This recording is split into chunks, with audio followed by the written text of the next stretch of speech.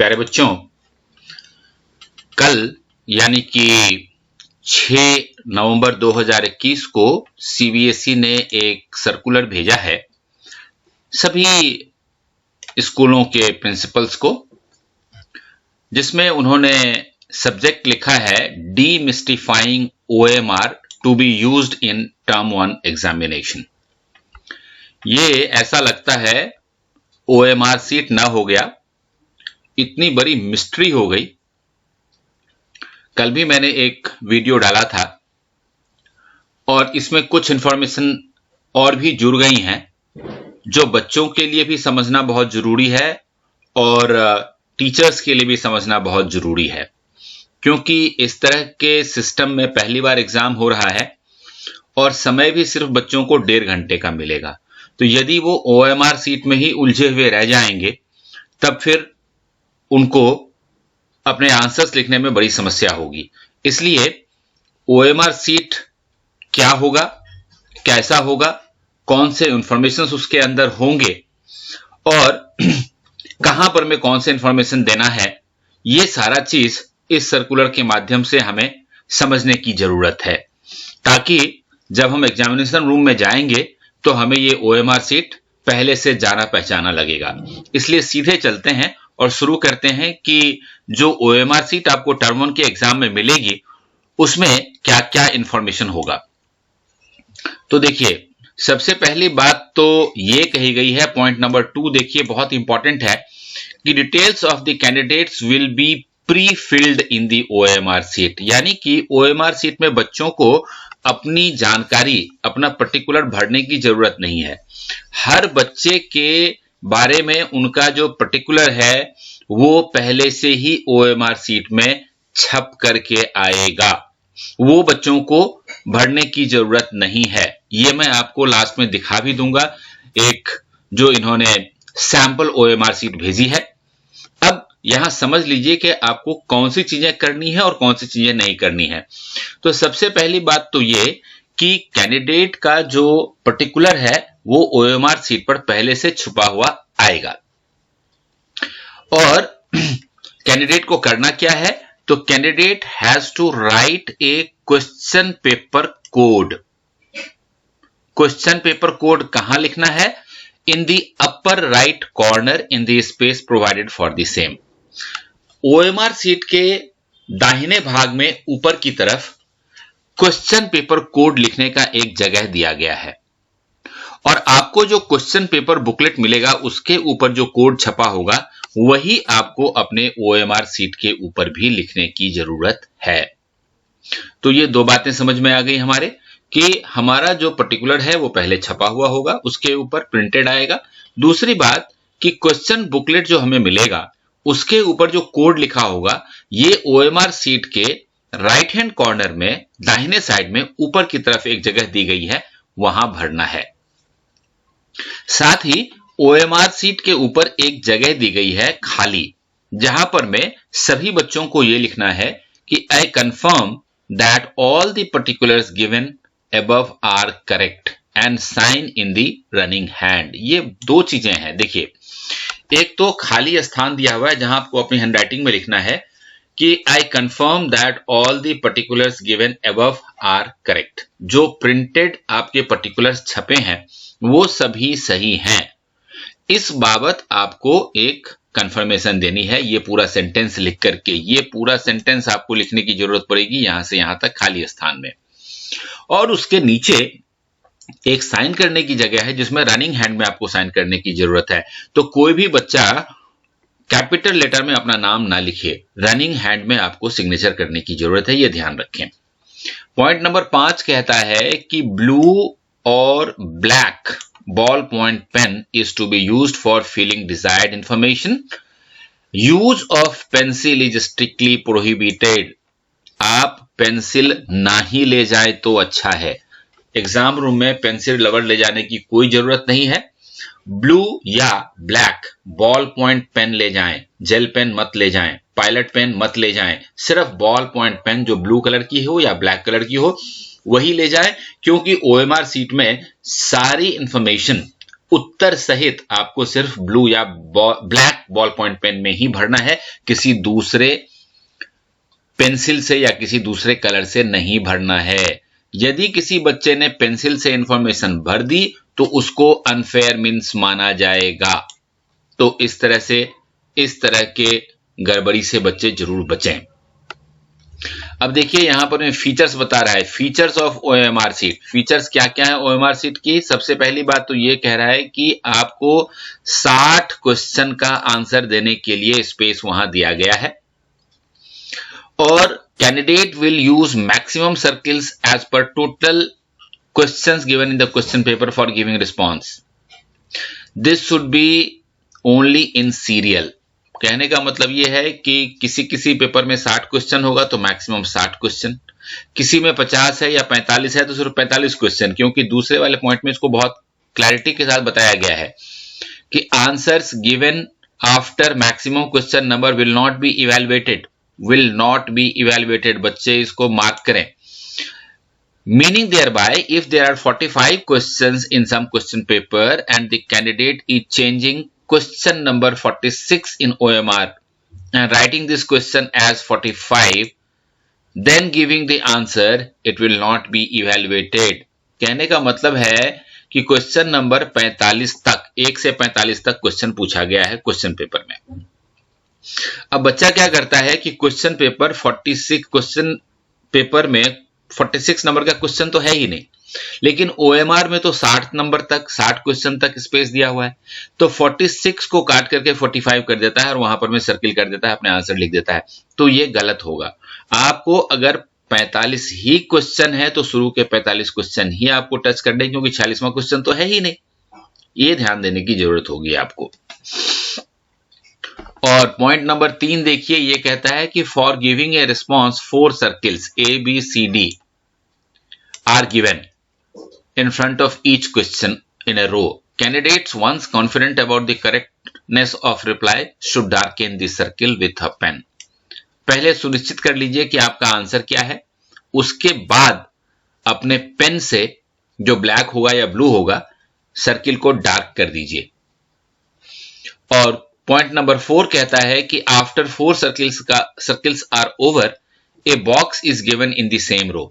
Candidates have to write the correct option in the box, that is A, B, C और D। एक box दिया हुआ है सामने, उस बॉक्स में आपने जिस भी सर्किल को डार्कन किया है, जिसको भी आपने फिल किया है, वही A, B, C, D आप उस बॉक्स में भी लिख दें। और उसके बाद पॉइंट नंबर 5 कहता है कि after the box again a circle is given ahead of the box wherein the question number is also written inside the circle. This circle is to be darkened by the candidate if they have not attempted this question. जो box आपको ABCD लिखने के लिए दिया गया है, उसके ठीक सामने एक और बॉक्स है, और उस बॉक्स में यदि आपने किसी क्वेश्चन को अटेम्प्ट नहीं किया है, यानी कि छोड़ दिया है, तो आप उसको वहां पर में डार्क कर दीजिए। तो इससे यह पता लग जाएगा इवैल्यूएटर को कि ये बच्चे ने अटेम्प्ट नहीं किया है और आपका वो इवैल्यूएट नहीं किया जाएगा। अगला पॉइंट कहता है कि candidates are advised that first of all they should mark the response by darkening the circle. If fully satisfied then they should write a response in a box. Purpose of giving a box is only that if the candidate wishes to change the response, the same may be written in the box. देखिए, आपने A, B, C और D कोई भी आपने fill किया हो, यदि आपको लगता है कि भाई गलती हो गई, सही आंसर तो A नहीं है, B है, तो सामने जो बॉक्स आपको मिलेगा उसमें B लिख दीजिए। सिंपल सी बात ये रही, तो उसी को सही आंसर माना जाएगा। आपने बेशक गलत आपने मार्क कर लिया हो, उसकी काउंटिंग नहीं होगी। यह बहुत इंपॉर्टेंट है। और क्योंकि पॉइंट नंबर 8 बहुत ही क्लैरिटी के साथ कहता है कि reply written in the box will be treated as final. बेशक गलती हो गई हो आपकी डार्क करने में किसी भी सर्किल को ABCD को, लेकिन बॉक्स में ABCD जो भी आपने लिखा है वो आपका फाइनल उत्तर माना जाएगा और उसी के आधार पर इवैल्यूएशन किया जाएगा। और अगला पॉइंट कहता है कि if the box is empty and the response is marked in circle, it will be considered that the question has not been attempted by the candidate. ये बहुत इंपॉर्टेंट है फ्रेंड्स, इसको अच्छी तरह से समझ लीजिए कि यदि आपने सर्किल तो कर दिया लेकिन सामने वाले बॉक्स में ABCD आपने कुछ नहीं लिखा तो ये माना जाएगा कि आपने अटेम्प्ट ही नहीं किया उस क्वेश्चन को। तो अगर आपने अटेम्प्ट ही नहीं किया तो फिर मार्क्स नहीं मिलेगा। इसलिए ये जरूरी है कि जब आपने A, B, C या D में से किसी एक को सर्किल कर दिया, फिल कर दिया, तो वही A, B, C या D जो भी आपका उत्तर है सामने वाले बॉक्स में जरूर लिखें। अगर आप नहीं लिखेंगे तो फिर यह माना जाएगा कि आपने क्वेश्चन अटेम्प्ट नहीं किया। और पॉइंट नंबर 10 कहता है if the response is given in a box and the circle is left blank it will be considered that the question has been attempted. इसलिए सर्किल में भरें चाहे ना भरें, आप बॉक्स में ABCD जो भी आपको उत्तर सही लगता है वो जरूर दे दें। ये बहुत इंपॉर्टेंट है क्योंकि बॉक्स में ABCD अगर आपने लिखा है तो आपको मार्क्स मिलेंगे, बेशक आपने सर्किल गलत किया हो चाहे ना किया हो। इसलिए सामने वाले बॉक्स को जरूर आप भरें। और अगला पॉइंट कहता है कि if all the three that is circle, box and last circle are left blank, it will be considered that question has not been attempted। बहुत सिंपल है, अगर आपने बॉक्स भी नहीं भरा, आपने सर्किल भी नहीं किया, आपने लास्ट वाले सर्किल को भी डार्कन नहीं किया, तो अगर सब कुछ खाली खाली रह गया तो इसका मतलब है कि आपने उस क्वेश्चन को अटेम्प्ट नहीं किया। अब देखिए मैं आपको OMR शीट भी दिखा दूंगा, लेकिन इस थियरी को समझना बहुत जरूरी है क्योंकि इस पॉइंट को अगर आप समझ जाएंगे तो फिर OMR शीट को देखना और समझना आपके लिए बहुत आसान हो जाएगा। अब ये जो इंस्ट्रक्शंस स्कूल के लिए है कि school will download the OMR sheet in advance as per the schedule given in guidelines to be provided by the CBSE। CBSE circular भेजेगी स्कूलों को कि OMR sheet कैसे डाउनलोड करना है और centre superintendent will keep the OMR sheet safely under the lock and की। ये सेंटर सुपरिटेंडेंट की जिम्मेदारी है। अब इंपॉर्टेंट बात यह है कि schools are requested that based on the information provided by the CBSE, practice session may be organized for the student। इस OMR sheet को अच्छी तरह समझ लें ताकि आपको भरने में दिक्कत नहीं होगी, आपके स्कूल में भी ये प्रैक्टिस करवाई जाएगी, ऐसा CBSE ने कहा है।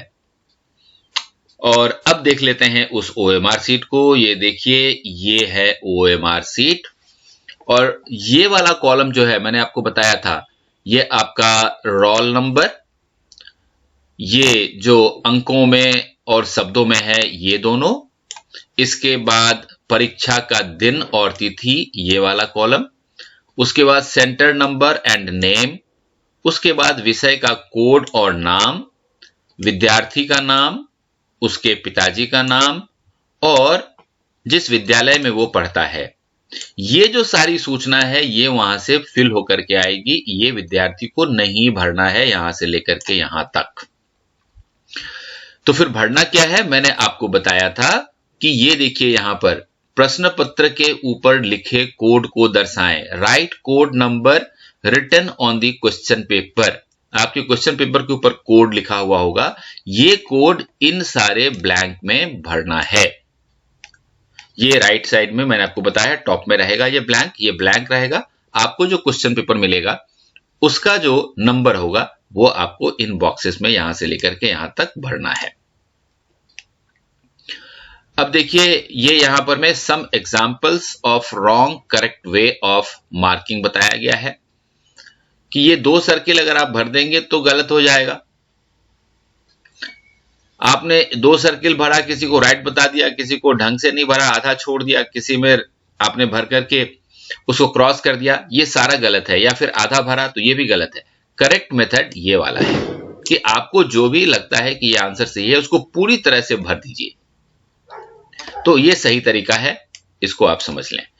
इसके बाद आप देखिए ये आपका रिस्पॉन्स शीट है जहां पर में ये देख सकते हैं आप क्वेश्चन नंबर 1 से लेकर के और क्वेश्चन नंबर 60 तक क्वेश्चन नंबर दिया हुआ है। अब देखिए A, B, C और D 4 सर्किल्स फॉर रिस्पॉन्स ये दिया हुआ है। तो अब आप देखिए यहां पर में अगर आपको सपोज आपको लगता है कि ये क्वेश्चन नंबर 2 का A जो आंसर है ये बिल्कुल सही आंसर है, तो आपने इसको पूरी तरह से भर दिया। ये आपने इसको पूरी तरह से ऐसे करके आपने अच्छी तरह से इसको भर दिया, ये आपका भर गया ये।